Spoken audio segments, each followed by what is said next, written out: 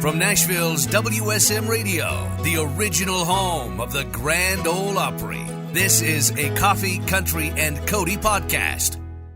Hey, it's Charlie Matos, and in this episode of our Coffee, Country, and Cody podcast, we sit down with the French Family Band. Originally from Australia, now Nashvillians, they moved just a few months before the pandemic hit in 2020. They had recently made their Grand Ole Opry debut and stopped by Coffee, Country, and Cody to chat about that experience and share brand new music. Enjoy our Coffee, Country, and Cody podcast with the French Family Band. Good morning, everybody, and we have some special guests in the studio with us this morning. I'm so excited that I get to talk to them again. The French Family Band is here. I got to be there as a part of your Opry debut. Yay. Congratulations. Have you come down off of that high yet? No. Not yet? Still on it. Yeah.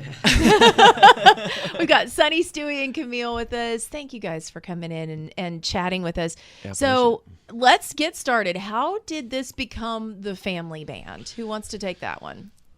Well, we had kids.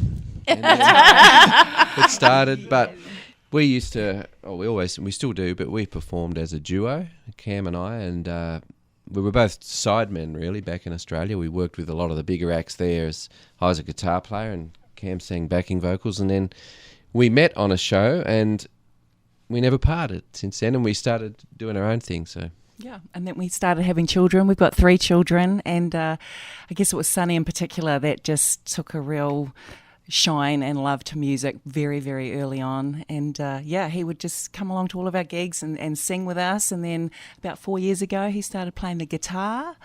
And the rest is history. We've also got our little daughter. She likes to sing, but only on our live streams that we do on Facebook. She's still very shy. She's 12. Yeah. But yeah, for the most part, it's the 3 of us. You know, that's interesting, too, because I remember growing up and my dad plays guitar and he would listen to country music. And I immediately was like, oh, I don't like that because that's his music. Uh-huh. Did you ever go through a little bit of that, or were you always taken to what they were doing and playing? Well, I think there was a few certain moments in my life where I kind of caught on. Dad introduced me to Mel Haggard, and that really hooked me when I was about 6 or 7. And so I'd always sing those tunes because I heard them so much. And when you hear anything enough, it gets stuck in your head. So I started, hearing all that so much, I started singing with them, and I guess I just fell in love with it. We call that indoctrination. That's right. Well done, Dad. Listen to this guy. You're really going to like him. So you were in Australia and touring and really gaining popularity, and you've won so many awards. Mm-hmm. Why make the jump? And I think that's always the question when people are doing extremely well in the area that they're in. What was the allure and why make the jump to the States? Yeah, we did have a really great, wonderful life in Australia, but to be honest, for us it just felt like we were doing the same thing over and over.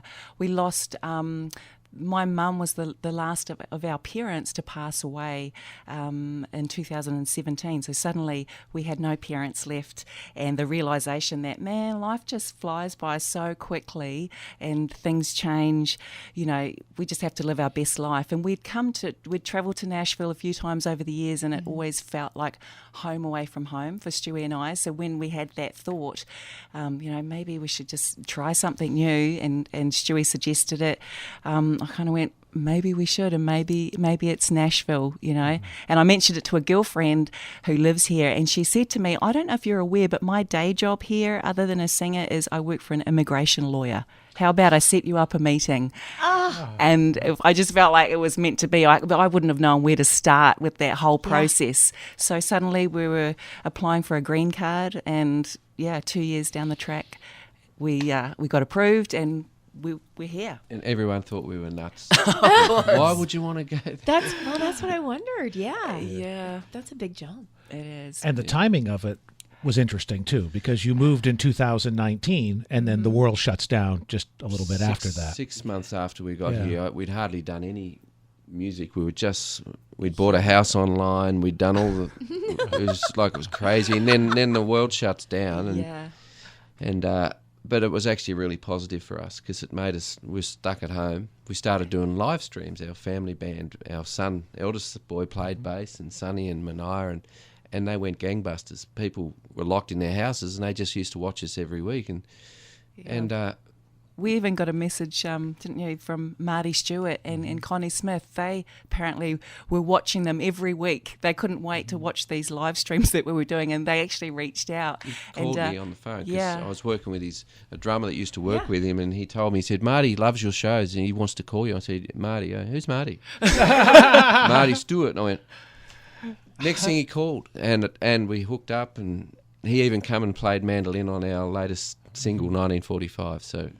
well, and I was telling the guys after I worked the debut, when I came back, I said, it was so magical because you walked out on the stage of the Grand Ole Opry, and I'm side stage, and I feel all of these people coming up behind me, and I turn and I look, and there's Ricky Skaggs, there's Jimmy Fortune, you've got all of Riders in the Sky, Restless Road, who was back in their dressing rooms. Everyone came out to watch you. And I thought, you have this wonderful group of people who are loving on you and pouring into you and wanting to see you succeed, like Marty Stewart and Ben Isaacs and so many others. So the connections that you've made already are incredible. I know. It really does blow my mind, just the story and how it has all evolved. And I know we do feel very loved and supported. You know, I remember Ben Isaacs said to me one day, what does it feel like to be so loved? You know, and I was like, and I just started crying down the phone to him. And he said, because we love big. That's what he said to me. And, that's so true. Yeah, we just feel, you know, they just feel like family to us, don't they? Well, he's also surrounded by two sisters and a mom, so he never wins an argument. So right? he would like to know what that feeling is like, you know. So. And he gives the best hugs. We love it. So you told an incredible story on the stage, and I would love for you to retell it. And we're going to play 1945, which is the new single. Is this like the world debut of this? It is. Okay. It is. I love when we get to do that. So tell us the story of 1945. Well, when I was just a kid, maybe 10, I was at home and I found this old program of a concert, and it said Nashville. I just remember seeing Nashville, Tennessee, and I asked my dad, I said, what's this? And he said, back in 1945, he was just a kid on the family farm, and he was tuning the old home radio in, trying to find the local hillbilly station. He called it hillbilly music. He played and loved that sort of music, as we all do. And he picked up the Grand Ole Opry this day, like clear as crystal, just out of the blue. Never did before or after. And he couldn't believe it. And they had a competition for the furthest away listener to write in, so he did. Months later, he received this program that I saw signed, and I went, wow. And he said he was told that the reason he picked up the reception that day so clear was when they did the first nuclear tests, and it sent radio signals crazy. So that was his theory, and it sounds like it's true because it was the only day he ever picked it up. And so anyway, 50 years later, I stood on the stage of the Ryman and watched a Merle Haggard concert, and I couldn't help but think how my dad would have loved to have made it to see the Grand Ole Opry and be at the Ryman. And anyway, I rang him next day and told him about it, and then what happened, Sonny? We thought we... And so we wrote it with some great friends, Sam Gay and Templeton Thompson, absolute legends. And we wrote the last verse, and it was always fiction. It was about me stepping onto the stage and singing, but it came true the other night, which was really cool, dream come true. So 3 generations, you know, sort of... Your connection with them. Connected in this song. I love that story. And everyone in the audience could feel that moment.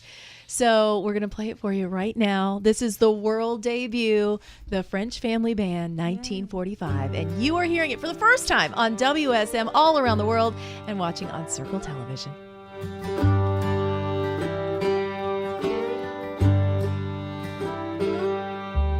It was like a miracle that night in 45. You were tuning in your radio when the Opry came to life, through the static and the crackle from halfway around the world.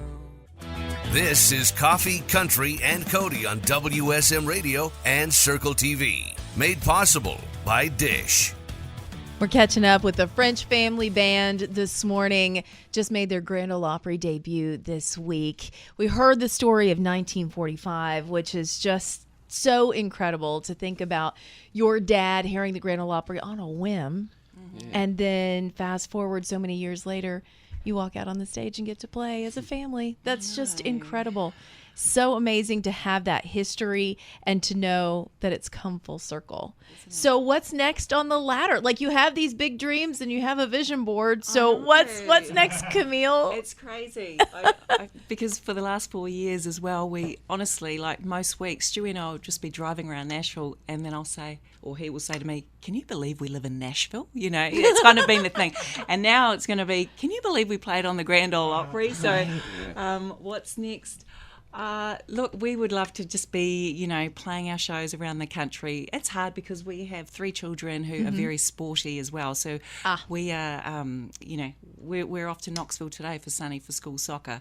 So we travel a lot. So, you know, but we love that, and we love giving our kids balance as well. So, you know, just more shows when we can, record a family album this year. That'd be great. So, yeah. And you're playing at the Station Inn. That's like a monthly gig? It is, yes. We play there every month. That's just a highlight to think that we get to play there. You know, that's such an iconic venue. Good popcorn, too. Oh, great. Yeah. Pizzas too. Yeah, the pizza as well. Yes, yes, yeah. So I'm curious, how do you think the songs you have written since moving here are different than if you'd stayed? Do you think they're different? Are they different? Or does just being in this city change the direction and the feel a little bit? Yeah, we get to write with, you know, different writers that influence. Not that we've written a whole lot, mainly Sam and Tempe. We just bonded with those guys during COVID. We just do a Zoom call, and we wrote 4 or 5 songs that we want to record. We're really happy with them. But I think all our songs are based around family and our real-life experiences. You know, like when you have kids, there's a whole bunch of things to write about, and people can relate to them, you know. Oh, yeah. Yes. You can write one about being an Uber driver, and I would totally relate to that, because that's all I am at this point. I'm like, get in, let's go. Where are we going? Next one. As we mentioned, you've got shows coming up. You're going to be at the Station Inn, and then you've got Bavarian Beer House, which is here close to us. You're doing a lot of things in Ohio. I know. Which is great. You're playing a Chautauqua. Have you done a Chautauqua before? We have not been to Chautauqua. But, Yeah. I like the sound of it. It's a beautiful word. I grew up with the Chautauqua. It's basically like an arts street festival, all culture and all arts and wonderful things. Okay. So you're going to fit in beautifully. Can't wait. I know. Congratulations. Please come back and see us soon. We would love Love seeing you guys. Thank you so much. Stewie, Camille, and Sunny. That's the French Family Band. And you're listening to WSM, watching us on Circle Television all over the world. We'll be back. It sure flies when you're having fun.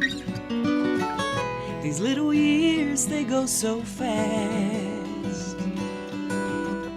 It's sad to leave them in the past. Thanks for listening to the Coffee, Country, and Cody podcast. Make sure to subscribe so you never miss an episode. And please leave us a 5-star review. This podcast was produced through the facilities of WSM Radio in Nashville, Tennessee. The hosts of Coffee, Country, and Cody are Bill Cody, Charlie Matos, and Kelly Sutton. Producer Eric Markham. WSM General Manager and Director of Content and Programming, J. Patrick Tittle. Copyright 2023. Opry Entertainment Group Holdings, LLC.